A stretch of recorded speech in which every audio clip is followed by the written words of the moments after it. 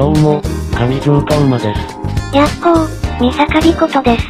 二人揃って上条美琴です。年が明けたということは、おう、センター試験が目の前だー。言わないであげてー。一時の休息に見に来てくれた方もいらっしゃるかもしれないでしょうが。一度でいいから試験で苦労してみたいなー。ごめん。まあ誰にでもそういう時期があったわけですよ。普通そうだろうな。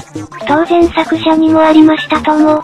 というわけで新年で区切りもいいし今回は作者のこれまでを振り返ることでこのシリーズがいかにして誕生したかを探ってみようと思います。言っとくけど全然自然な入りじゃないからな。いきなりですが辛い話から入らないといけません。どういうことだよ。実はこの作者、あんたとよく似た状態なのよ。俺とよく似たってまさか。そう、なんとこの作者、小学校に入る前の記憶がほとんどないのよ。ただ忘れちゃっただけじゃねえか。というわけで小学生時代から入ります。そりゃまあしょうがないな。今でこそジム通いを欠かさない作者ですが当時はガリガリで体も弱く校内一のいじられっ子だったそうです。いじめられっ子ね。小学生の時からいじられてたらお笑いの方行ってるから。その一方で進んで発言したり行動するなどメソポタミアな一面もあります。目立ちたがりやね。小学生時点でいじられてた上メソポタミアな一面持ってたらお笑い決定だから。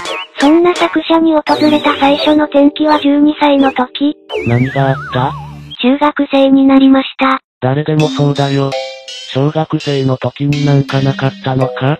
特に何もなかったみたい。ちょっと寂しいなそれも。あえてあげるなら小6の時に家族からは単身でブラジルに渡りリオデジャネイロで白昼の銃撃戦に巻き込まれたくらいかな。半端ねー。それは速攻であげとけよ。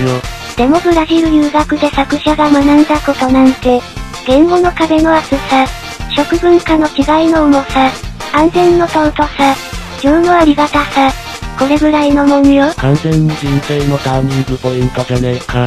というわけで大した盛り上がりもないまま中学生になった作者ですが、結構危なかったんだな。中学時代の3年間は暗黒の時代。なんでだよ。作者曰く今でも中学時代の知り合いの9割以上は大嫌いだ。多くを語ってくれそうもないな。しかしお笑い面では大きな出会いがあったようです。あれだな。そう、作者のお笑いのルーツとなる伝説の番組と出会ったのです。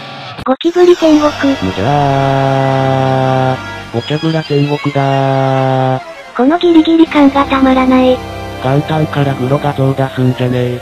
これはもうモザイクも撮るしか。スタッフ映像止めろ。いいか？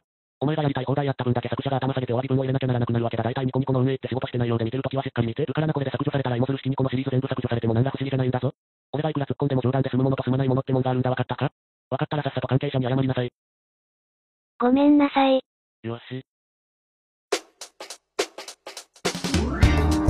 くれぐれも際どい画像は出すなよ。ちなみにボキャブラ天国が本当に作者のお笑いの原点になったのは高校生になってからなのよね。お笑い芸人の番組になったからな。それもあって高校時代の作者は毎日のように替え歌を自作するなど次第にお笑いに対する関心は大きくなっていきます。勉強もちゃんとやってたんだろうな。大学は4年間通ったもののオンラインゲームが原因で中退してしまいました。何やってんだよ。でもその間将棋の棋力が7級から3段までアップ。ちょっと説教してきていいか？まあそれは表向きな話で裏の理由は親の敷いたレールに耐えられなくてコンピューターを扱う仕事に就きたかったからなんですけどね。じゃあそっちを表向きに堂々と語れよ。芸人魂ですよ。どっから聞こえた今の声。その後幸運にも自由に乗ることができ航空機設計の仕事に作者は勤しんでいます。真面目に働いてるならよし。ちなみにニコニコ動画に来たのは2010年2月のことでまだ1年も経ってないんですよね。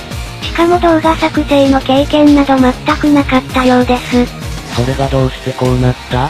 2010年5月23日に投稿された例の動画を思いついてしまったのが運の尽きだったようで。こうだ。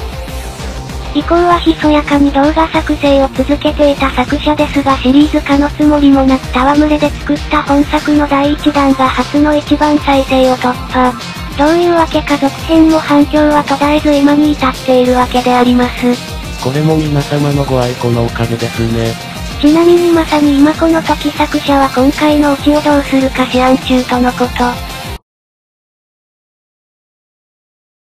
なんとか落として。やれやれだぜ。いい加減にしろ。どうも、ありがとうございました。